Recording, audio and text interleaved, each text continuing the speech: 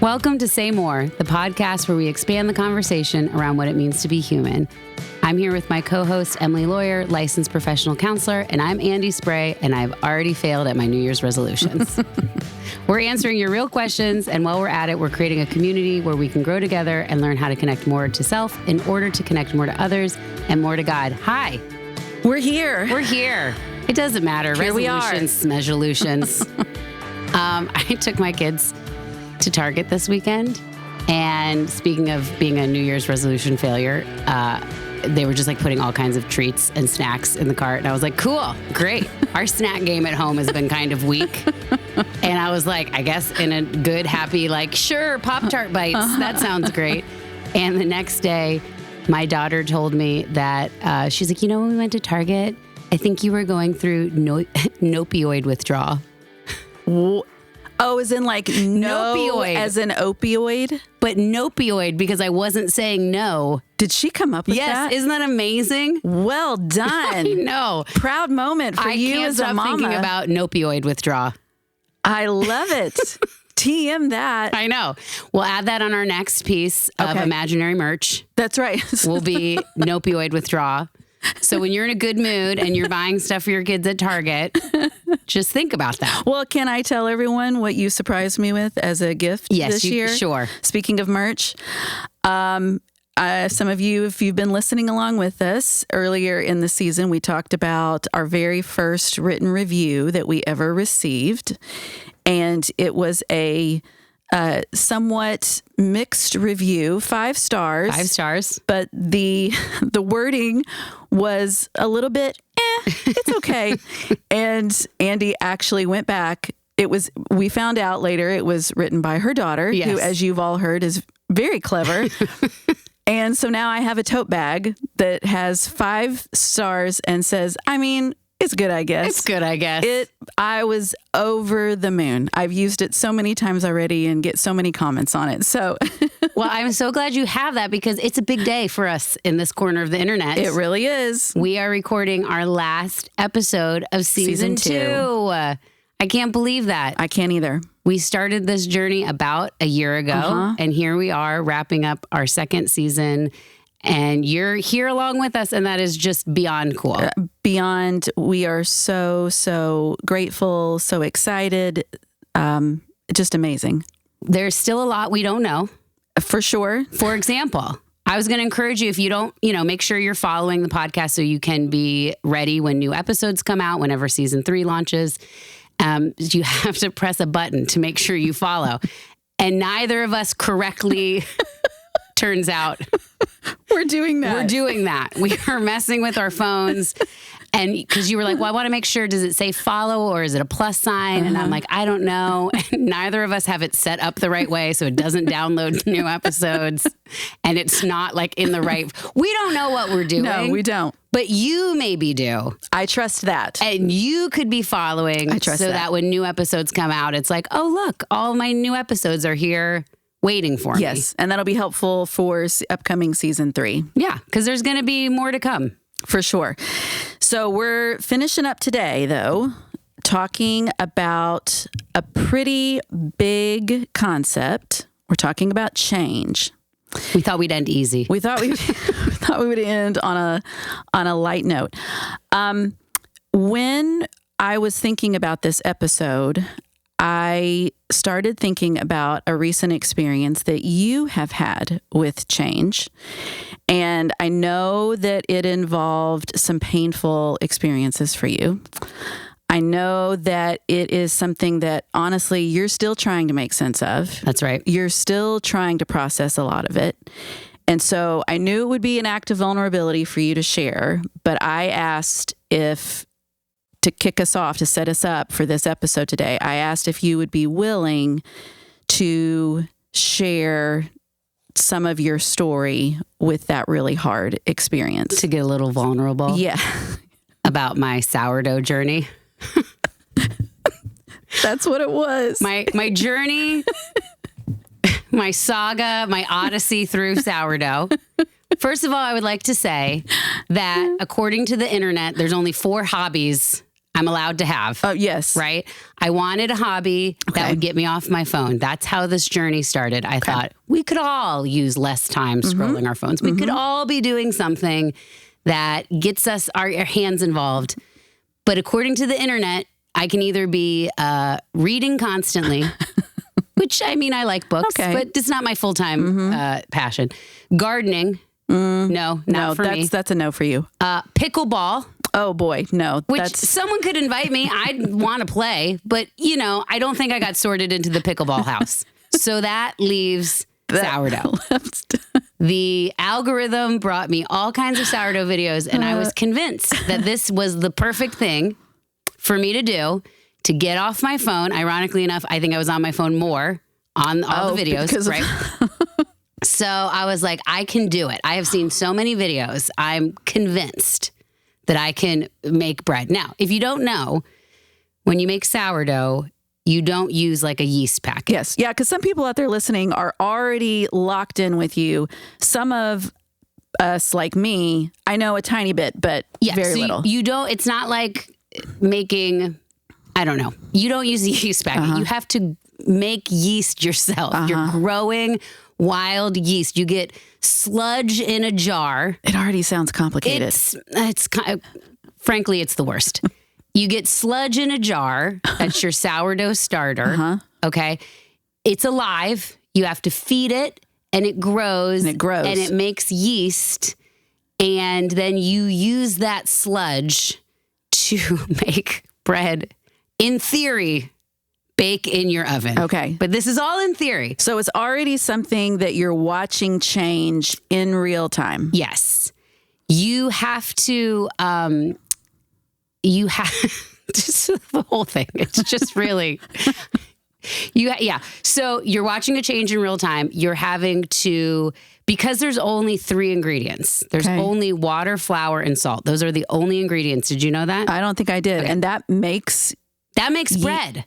Yeast? That's what makes a starter? That's all that's in starter. Okay. There's not even salt. It's just flour and water is in starter. Okay. But that's what makes the yeast. And then you mix that with more flour, more water, and salt. And that's what makes bread. Okay. But because there's only 3 ingredients, that means every variable in your kitchen could make it go wrong. Okay? This is what's insane about it. The air temperature, the air humidity, the type of spoon you used, the type of bowl you used, where you sat it out, if you sat it out for too long, if you didn't sit it out for long enough, if your starter sludge was hungry, if your starter sludge was well fed, if you're blah, blah, blah, blah. There are thousands of variables. Okay. So determining how to do it correctly, like in theory, it's very simple. So I truly believed I could just do it. And I made my first attempt. All I had was internet videos and a neighbor who gave me some of her sludge. And it's not really called, but that's what it feels like. Okay. And I was so excited and I was so proud. And I took that first loaf of bread. I knew it was wrong right away because you also need a lot of time. If you don't know, it's like a 3 to 4 day process. Did you know that? Days. So you're mixing it, you're stretching it, you're setting it aside, you're mixing it more, you're putting it in the fridge. This is such a commitment. And then you're baking it. Yeah, you could see the letdown, right? Seriously. So then you bake it. And my first one, I knew it was wrong as soon as I I turned it out to put in the oven. And I baked it, even though I was like, this does not look right. And I pulled it out of the oven and it looked like a communion wafer. And I cut into it and it's like, I don't know how to describe the texture inside. It was like dense goo.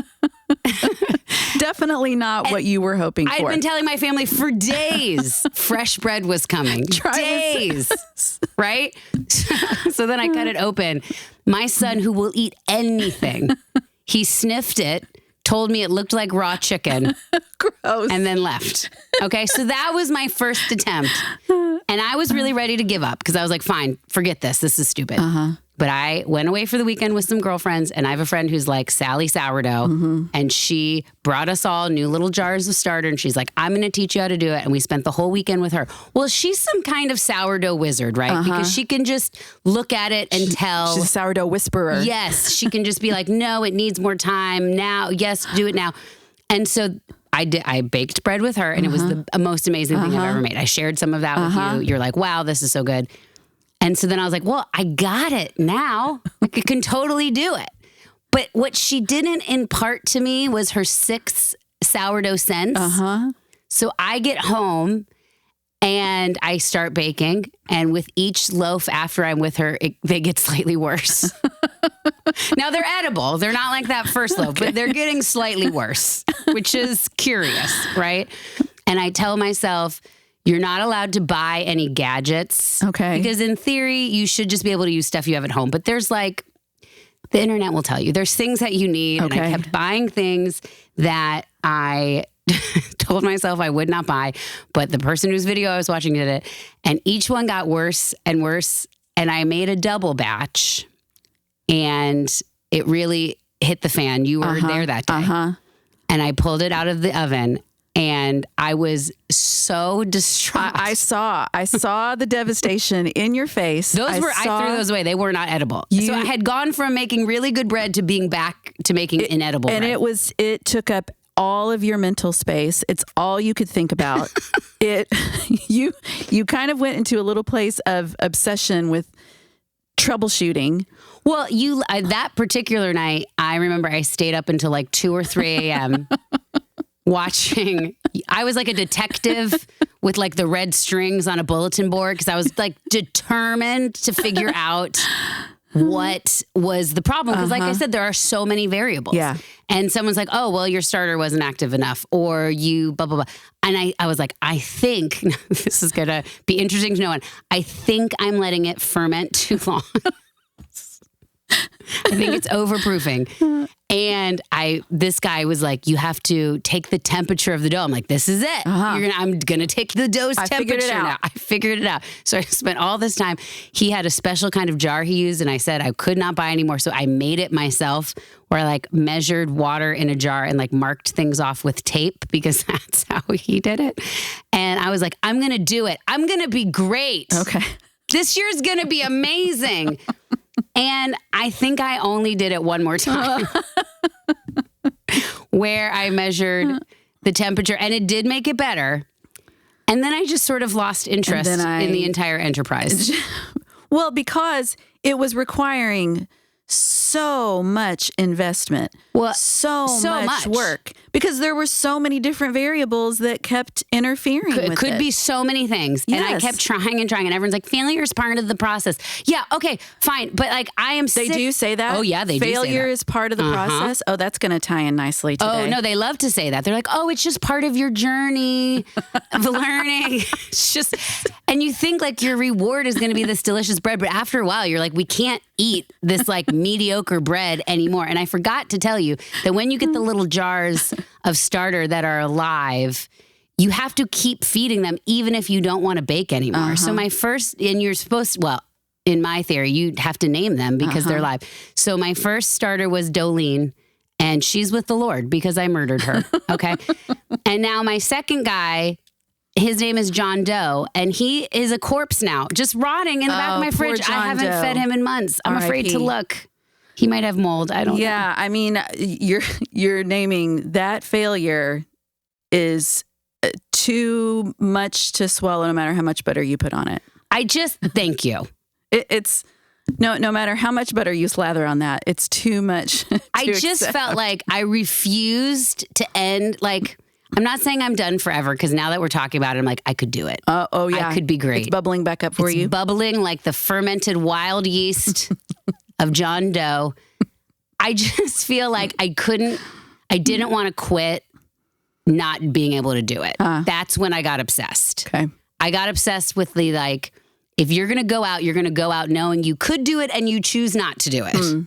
I couldn't go out just being like, I'm terrible at this. Baking's not for me. That's how I feel about gardening. I don't care about gardening. Gardening's not for me. So I can go out a failure. But this, I was like, I can do this. I should be able to do this. I've done it before. Okay. I'm going to do it. How hard can it be? People were doing it hundreds of years ago. They were putting their starter, next to their fireplace, and they were making it happen. So why can't I do it? And I did it. And then I lost interest. And then you lost interest. And now John Doe is rotting alive. Well, that is going to set us up perfectly for today. So how about we go ahead and get into our question? Let's get into it. As a mental health professional, can you say more about not being surprised by the depths of people's sins? It seems that people are much deeper than we realize. That is a bit more of a question within a musing, which we love. Okay. And everyone listening, if that is something that, comes to mind for you, please feel free to send us those too. I don't know that I have a question actually formulated out of this, but this is something that I've been thinking about, and can you all say more about that? So that's kind of what we're doing today. Now, this is a highly complex topic, but why wouldn't it be? Yeah. Just like your sourdough, we are highly complex creatures. And yes, things are much deeper than we realize. So we find ourselves kind of looking around this world and saying, wow, how do we make sense of any of this? So this is a doozy of a topic, everybody. So buckle up. But it's so good because it can help us to understand ourselves so much more deeply and understand others better, and then be able to relate accordingly. Okay, now I'm not going to bury the lead, because part of what this question was saying is, Emily, as a mental health professional, do you find yourself surprised by the depths of people's sins? As an LPC, no, I'm actually not surprised by what humans are capable of. Am I deeply grieved? Absolutely. On a daily basis, minute by minute, actually. But surprised, no. I'm going to paraphrase C.S. Lewis. He says, when we try to understand why we do what we do, we are hugely misunderstood if we say spiritual forces are the whole problem, but we're hugely misunderstood if we also say that spiritual forces are no part of the problem. So part of why I'm not surprised is because of what I believe theologically. So what I believe is that there are certain things that have gone wrong with our soul nature, or as the question names it, our sin nature, and how that informs the human condition.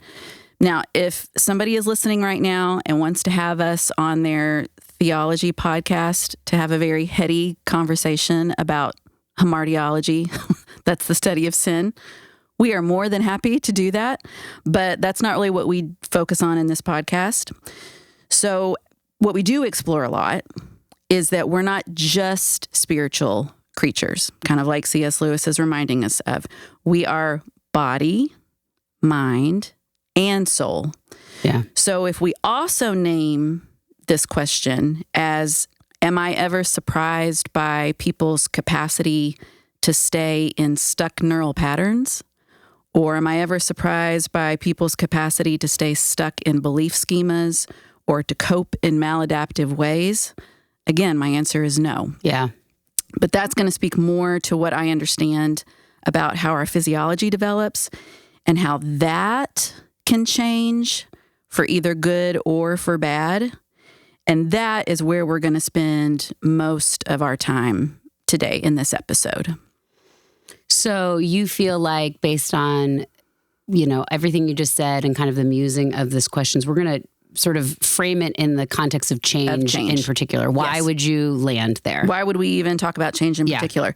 Well, I think that our Say More community is very growth-minded. Yeah, that's so true. I think, right, our listeners are curious. They're interested in change. So that's one reason. Often, we also want to learn about change because sometimes we're desperate for someone else to change. And we are finding ourselves in this place of, boy, it's so hard to wrap my mind around what's happening with this person that I love, this person that I'm in relationship with. And I want to get to a point where I can walk alongside them with some acceptance, but it's just so hard to kind of wrap my brain around. So we might also want to talk about change for that reason. And we often have a lot of misconceptions about the change process itself, about what it looks like, what we think it's supposed to look like, what it actually looks like. So for all those reasons, we thought, let's say more about change today. Well, let's talk about it. What do we expect change to look like? Yes, or at least usually expect change it to look like. For good reason, for very, very good reason, we always, and I usually don't use words like always, but we always expect it to happen faster than it does. And we always expect it to be easier than it is. You named that in your sourdough tale. I know. I'm really lots of parallels today. So many parallels.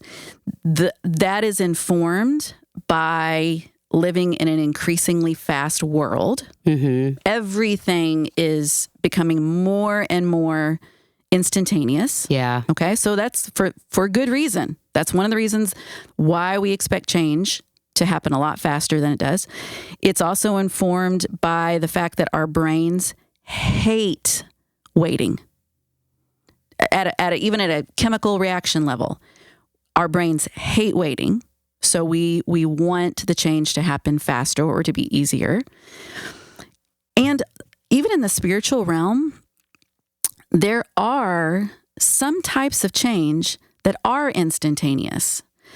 Like when it comes to being freed from some of the consequences of the spiritual condition. So when we bring that belief in, it can be a little confusing that, well, okay, but when we're talking about body, mind, and spirit, there are, at least for those of us who are in the Christian faith, there are some types of change that are instantaneous. It's just that we often take all of those experiences and end up expecting instantaneous change in every dimension of ourselves. If there's anywhere where it happens instantly, I would like it to happen instantly. In all areas, in all parts of... Snap your fingers, lose the weight. Exactly. just like that. Right. So what can we actually expect? What's a more realistic experience with change? Of what change would look like. Yeah. Okay, so just like what you said, we can expect that it's a process, just like you walked us through with your sourdough. First and foremost, change is a process. So I'm going to walk us through a short model of that process, and I'm also going to name 2 things that are absolutely essential for us to have for the journey. First up, you must have grace. We have to be tethered to some source of grace, some source of love, some source of compassion, and we can't just know it in words and concepts. We have to know it experientially, which is so much of what we've been talking about this season, right? And practicing together, that it can't just be grace, love, and compassion at an intellectual level.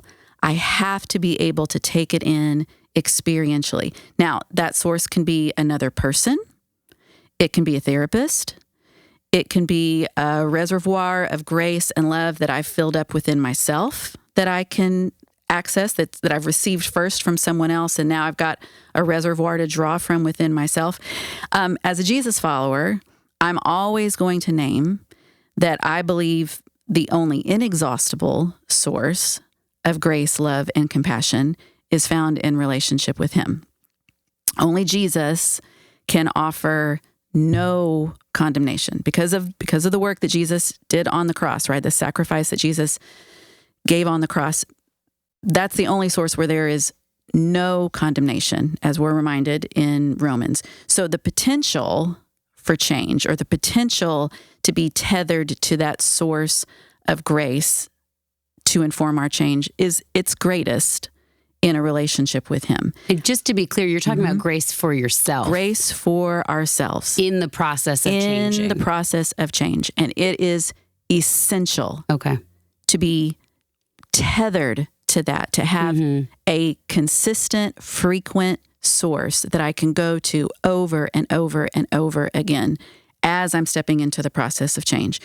Jesus was God's grace wrapped in flesh. We can also be agents of that grace as well. All right, so the first thing we have to have is some source of grace that also comes along with love and compassion. Okay. Second thing we have to have on our journey is truth.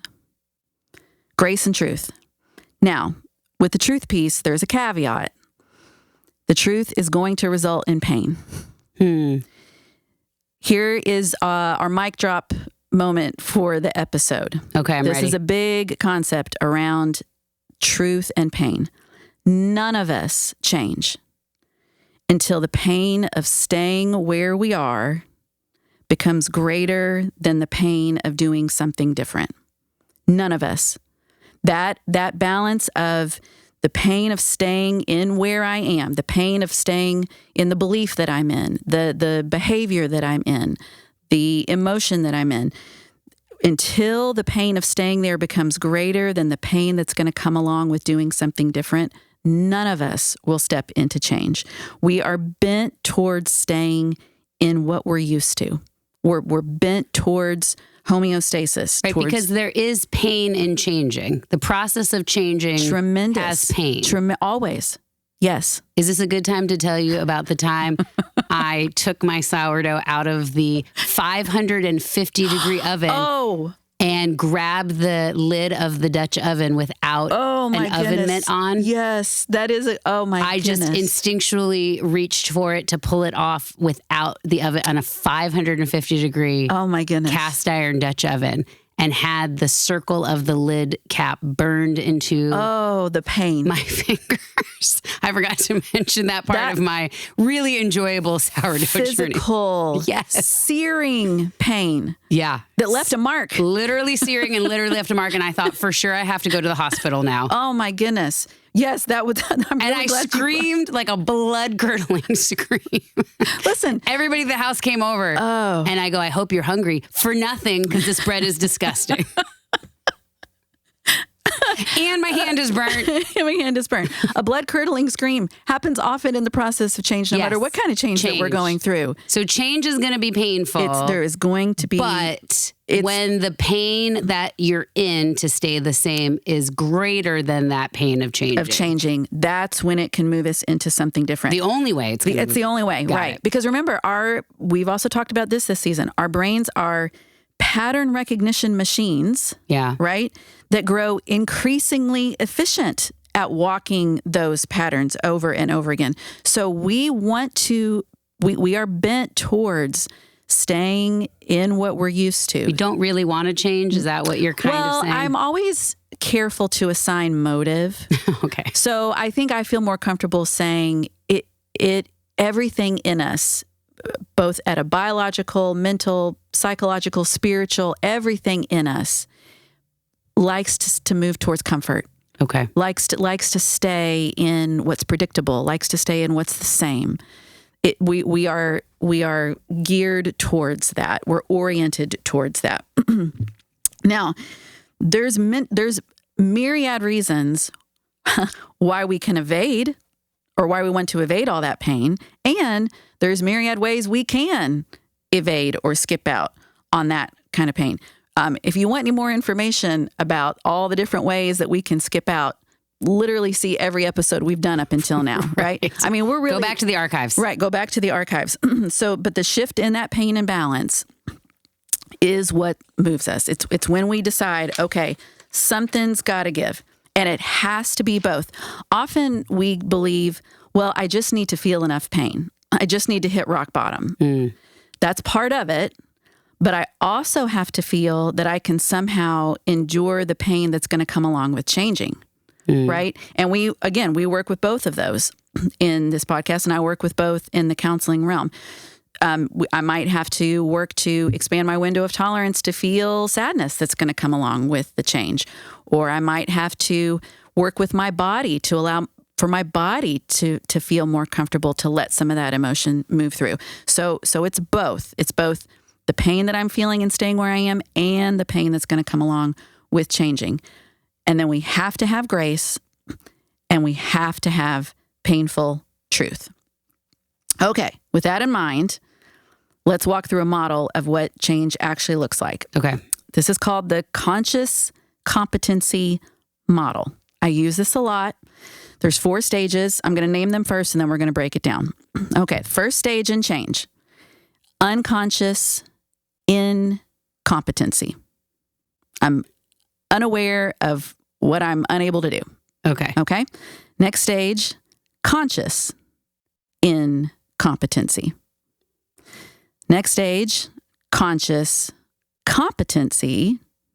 And then the final stage, unconscious competency. So in shorthand, awareness is the first stage. Then we move to attention, paying attention. And then we move to action. So I'm going to break this down a little bit. Okay, so unconscious incompetency, conscious incompetency, conscious competency, and then the final stage, unconscious competency. All right, let's start with the awareness stage. These things always want to hide themselves. This is a staggering statistic, but believe it or not, 80 to 90% of what we believe, what we feel, what we think, what we do is unconscious. 80 to 90%? 80 to 90%. Wow. We want change, but often we don't even know why it's happening, what we're doing. It is, we are completely in the unconscious incompetency stage. Now, I can become aware in a lot of different ways. Working with a therapist, another person. Often we become aware of things that we are unconscious of in a romantic relationship, right? That's one of the ways often that we get sort of a direct message is you get married. When your partner points it out to you. And your partner says, did you know that you do this? No, actually, I was unaware that I do that. May I suggest having children if you're interested in having things pointed out to you? Yes. Couldn't recommend it more. They'll tell you everything you didn't They will notice. help you become aware of all sorts of things. You didn't even know how terrible you were at right? that. We can become aware of things we're unconscious of through new knowledge. Okay. A podcast. Oh, yeah. Right? A book, scripture, the Holy Spirit for people who are believers have that's a way that can hold up a mirror and allow us to become aware of things that maybe we're unaware of. When I'm working with clients, I will often ask specific questions to try to kind of bring things in the unconscious into conscious awareness. And after a while, we'll be sitting there and they'll find the words to answer my question. And they'll say, well, but I wasn't consciously thinking that. And I was like, yeah, that's the whole point, is we're working right now to let you become aware of things that you have just been unaware of. So it takes so much courageous vulnerability and hard work to learn something new about ourselves. So again, I want to commend the Say More community. Yeah. If you are listening to this podcast, you are stepping into that courageous work to let something hold up a mirror, to become aware of something new about self. That is why we have to be tethered to the grace. Right. Why we have to be tethered to the love and the compassion. Now, once I have that new awareness, that new painful truth, right? It stings like you grabbing a hot metal that had been in an oven.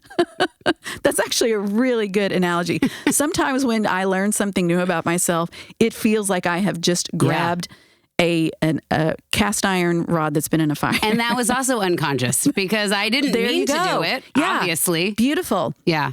Okay, so now that I have that new awareness and that new truth. Seared into my skin. Right. Now I'm in the next stage, okay? Okay. Now I'm in conscious incompetency. So I'm aware of how much I don't know. I'm aware of it, but I still don't know what to do with it. What to do. Yeah. Often we stay in this stage way longer than we think we will, and way longer than maybe somebody else wants us to. So I've learned something. I'm aware that that I don't really know what I'm doing with it. Right. And yet I'm camping out here. Yeah.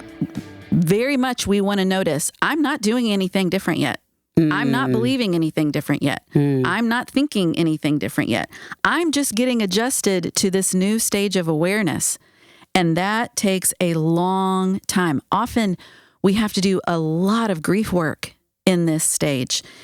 I mean, significant grief shows up, honestly, in a lot of the stages, but this one in particular, there is sometimes grief after grief after grief that needs to be named. I might have to work with a new pain scale, right? Okay. I've got this new level of pain that I'm feeling in staying where I am, but I'm also trying to figure out, okay, but it feels super scary to try to do something new, or it feels overwhelming to try to do something new. So it takes a long time to adjust to being in that next stage, that second stage. Okay, once I'm ready though, now I'm ready to move into the action stage or the practice stage. So now I'm aware of something new, I've adjusted to it, I'm ready to take the next step, and I'm ready to try something different. But there's no way I'm going to be good at it. Okay. I'm aware of it, and I'm trying it. I might even be able to do it, but as far as it being proficient, as far as me being skilled, that's not how change works. That's just not how our physiology changes. So I might be able to step into it, but I can only do it in this stage if I'm very focused, if I'm very intentional, very deliberate practice, okay? And then there's all sorts of grief and frustrations that come along with that stage, right? Like you named, people reminded you failure is part of the process. So annoying. You're supposed to try and do it sometimes, and then other times not be able to do it. Yeah. But that's hugely frustrating. Hugely frustrating. Especially from somebody who can do it. Oh, good point. Okay, say more about that. When somebody is, I told you, Sally Sourdough, yes. when she's like, oh, failure's part of it. And it's like, what would you know? You're making perfect loaves every week.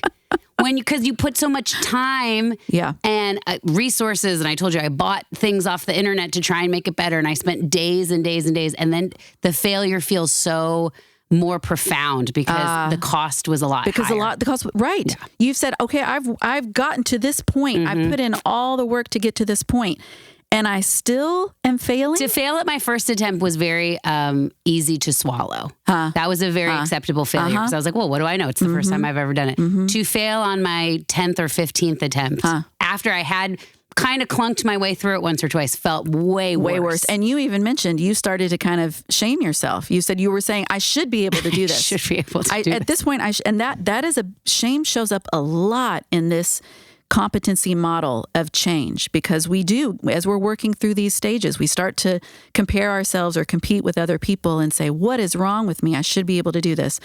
So much of it is just because this is the process of change. And then finally, we move into that final stage where I'm able to do the new thing without having to work as hard. It starts to happen automatically for me. Yeah. Sometimes we even call that muscle memory, right? Okay. Now, I know all of that is a little bit clinical, but I share it for a very specific reason.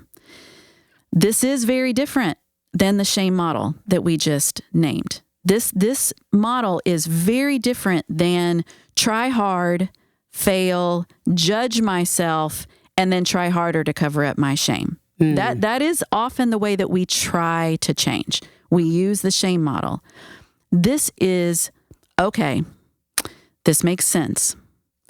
The change happens in stages. There are additional elements at play in the change process that are completely outside of my control. I don't have control over how neuroplasticity functions. It takes time. It takes standing up and falling down over and over again. So let me re-tether myself to grace and then exercise my will towards deliberate practice. That is radically different than try hard, fail, judge myself, and try harder. What would you call, you said, it's kind of clinical language, but what would you call the model you walked us through? Well, I mean, technically, it's named as the conscious competency model. It was developed, I think, in the 60s or something like that. But we can do better than that. And this isn't the only model of change. It's just Right. one that I like because I think it really supports what actually is happening. But any kind of model that allows us to look at this is supposed to happen the way that it does. This is supposed to happen in stages. This is supposed to happen slowly, right? Anything that does that, it is tantamount to use that approach to create real change, deep, abiding change. Now, the good news is what gets wired in can get wired out. This process that we just walked through, it's the same way our automatic patterns got formed. It's just that we didn't know that was happening. So what got wired in, it can get wired out. But being aware of all this can help us to have so much more grace for ourselves. It can allow us to step into so much more grace for other people as they are in different stages of change. I think it really helps to take sort of a batting average approach to this. You know, in baseball, 350 is a fantastic batting average. If that percentage of time you get up to bat and you actually hit the ball, you're doing amazing. That's sort of what it looks like with the change process. There's going to be a lot of trying, failing, but to be able to say, this is what it looks like, this is what it's supposed to look like, is tantamount in being able to step into real change. Do you think, just to make it snappier, we could call it the grace model? Oh, I love it. The grace and truth model. The grace and truth model versus the shame. Versus the shame model. And again, it's not like somebody's like, let me choose the shame model. We do it automatically. You do it automatically because it's the only way you've ever known how to do it. It's probably the only way it's ever been modeled for you. It's the only way your brain can tell you what to do. That's it. And then you're hearing this new thing, and I just don't want people to lose it because it was kind of clinical, but it's like, no, that's the model with the self-grace and the truth of what is going on. And yeah, like you said, it's like a batting average. Okay, I didn't get it right every time I went up there, but my percentage, it's okay. Yeah, this is a lot of also what I do as a counselor, as a therapist. We do a lot of celebrating. Yeah. We do a lot of recognizing and acknowledging, wow, look how you tried something new. It took focused practice. It was deliberate. You did it. Look how you did that. Or look how you're able to name your grief in this stage of becoming more aware of this new thing that you just learned about yourself. And you moved through that grief in a different way. That's incredible. We do a tremendous amount of celebrating because that is imperative as we're walking through this kind of process as well. Well, I've got the $1 million question for you. Okay. How can you tell if it's real change? If it's real change. Short answer, we want to be paying attention to patterns. And patterns mean not just an isolated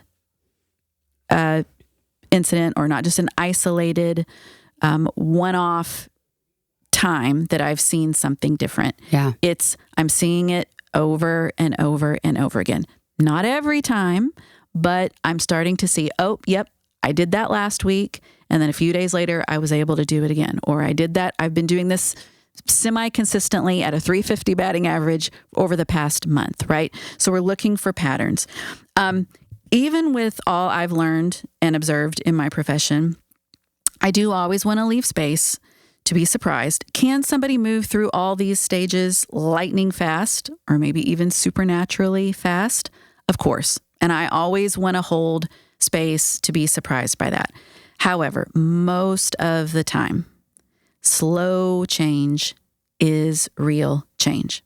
Gradual change is real change. It happens in small and lovely ways. Emotional maturity in particular ebbs and flows based on who I'm around or how tired I am or situations I'm in. Generally, when we're talking about neuroplasticity or maturity or character development, generally it's methodical and progressive and it takes time. And then bit by bit, we start to see those new patterns. So it's not going to just be, for the most part, generally, it's not going to be the, wow, I did it. I said something out loud and now I'm a new person. It's the... Celebrate that. Okay. Great. Okay. Celebrate, acknowledge it, recognize it. Wonderful. But generally speaking, it's going to be slow. Now, I'm going to go ahead and bring season 2 to a close with this. Believe it or not, change isn't even the goal. Oh. Okay? Relationship is the goal. And change happens as a byproduct of being in relationship to God, relationship to self, relationship to others. That has been our consistent theme in this podcast since episode 1. Yeah. And we are landing the plane there for season 2 in kind of spectacular fashion today. When I was working on this episode, I was thinking about a song that I love. It's an oldie from the 90s, maybe actually early 2000s. And I've heard this song literally probably 1,000 times. So you would think I'm sick and tired of it by now. But it's a song by the band Switchfoot, Dare You to Move. And darn it, if I don't tear up every time I listen to that song. Dare You to Move still getting you, huh? Still gets me because it reminds me you're going to fail over and over again. You're going to fall over and over again. But by the grace of God, I dare you to pick yourself up off the floor and move towards love and move towards truth in relationship again. Sometimes I do it, sometimes I don't. In life, some of us will, some of us won't. That is the tension named in our question today. That is the tension we find ourselves living in as fellow humans in this world. But it is the bravest work we will ever do. Move towards connection, move towards love. The times when we do that, let's celebrate. The times that we don't, let's give ourselves grace. And go back and remember what we want to do and how we can keep just inching our way forward little by little and inching our way forward together. That's it.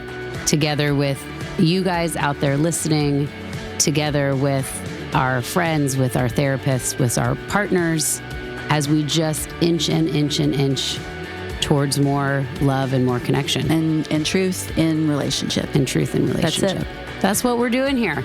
That's how we're wrapping up season 2. We hope you will continue to join us on this journey, that you will join us for season 3. Again, make sure you know more than we do. Click whatever buttons you need to make sure you're informed when new episodes are going to come out. Keep asking your questions. You can reach out in all kinds of ways through the show notes, through social media, to send us your musings, send us your questions as we look ahead to season 3 and all of the greater Say More conversations we're going to have. We're so glad you've been with us on this journey, and we'll see you next time.